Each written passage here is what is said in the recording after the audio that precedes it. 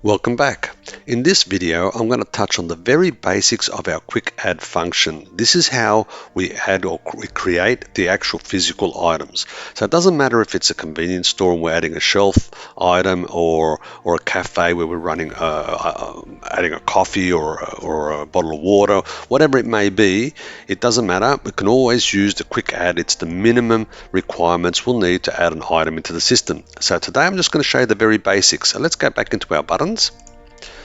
And we'll dial up the menu we started in the previous video, and you can see we've got our coffee and our soft drinks. I've renamed it back to coffee just to relate to our actual menu that we were looking at before.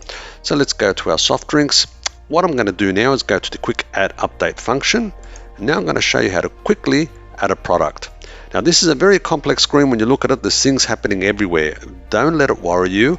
It actually is all in sections and it is quite simple to operate. Now on the top left here is all the basic information that you need to have to create an item. At the moment we've got an auto incrementing a PLU, so it'll create your own internal unique number for every item. All you need to worry about is putting in your item. So let's go back to our menu scenario. We're going to put in a bottle of water. So I'm going to type in water.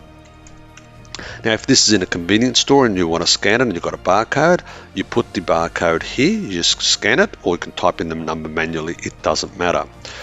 Here we've got some categories already set up from a previous menu, but if not, I can type it in. It's just a cold drink. So this is the tally that it'll give you on your docket at the end of the day. So when you do your cash up, the categories there, it'll have cold drinks and it'll tell you how many cold drinks you've sold, and that'll be anything that we've got under this category. We don't need to print a product for it. Subcategory, if it's a convenience store or a grocery store, I would use that to put a supplier name, and there's reasonings for that, and we'll touch base on that on another video. Group is for a printer, if you need it to print anywhere, or if you're trying to do some kind of complex multi-buy in a grocery store. In this case, we won't need it. We're just going off our basic menu. This is just another type of category to categorize our product. It's a beverage. It comes in a bottle, so I'm just going to type in bottle because we haven't defined any yet, and it sells for $2.50. Now I believe that water is GST exempt.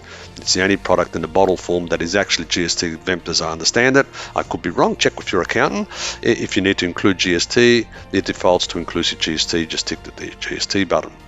The option modifier button number here, we'll leave that as -1. That just tells the system when this button is pressed, just stay where you are. If you wanted to jump to another set of modifiers or buttons, that's when we start allocating numbers. But I'll touch on the complex side of it later.